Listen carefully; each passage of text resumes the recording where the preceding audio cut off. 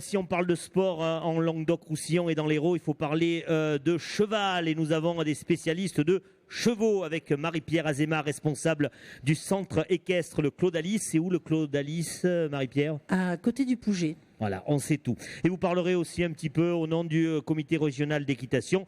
Mais vous serez accompagné et aidé parfois de Régis Stenberg, le président du comité départemental de l'Hérault d'équitation. Régis, vous aussi, merci. Oui, bonsoir à tout le monde. Et il fallait finir par un petit essai équitation après avoir essayé. Je viendrai. Voilà, cette semaine, vous avez encore toute la semaine pour profiter de nos poneys et chevaux qui sont sur le site. C'est lancé. Est-ce que j'ai dit juste quand j'ai évoqué le fait de tracer le profil sportif de notre région et du département de l'Hérault, il fallait qu'il y ait le cheval. Le cheval a une bonne et juste place chez nous. C'est clair, on a un grand nombre de licenciés. Je crois qu'on doit être le deuxième sport au niveau du nombre de licences, troisième. Au niveau du nombre de licences, des fois on se bagarre un peu.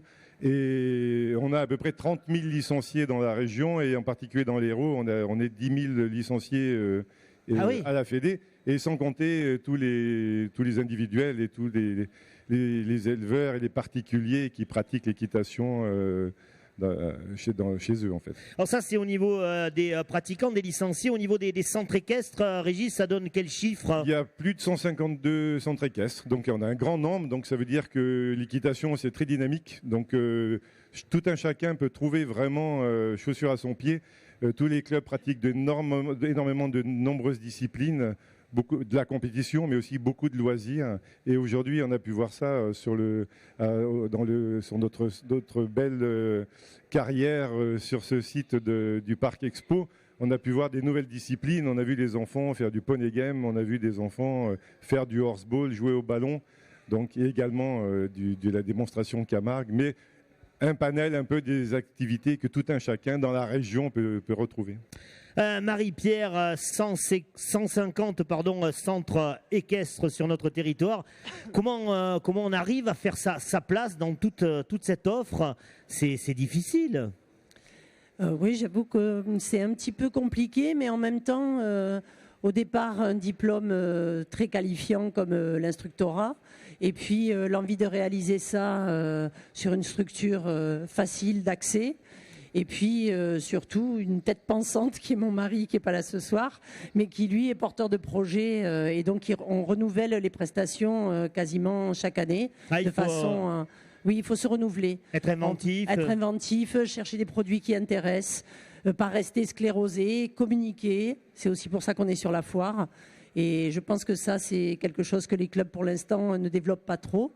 Et il faut les inviter. C'est pour ça que le comité régional a monté ce pôle équestre en donnant la possibilité à tous les clubs du département et de la région de venir déposer leur publicité et participer aux animations de façon à faire connaître le cheval, mais aussi leur structure.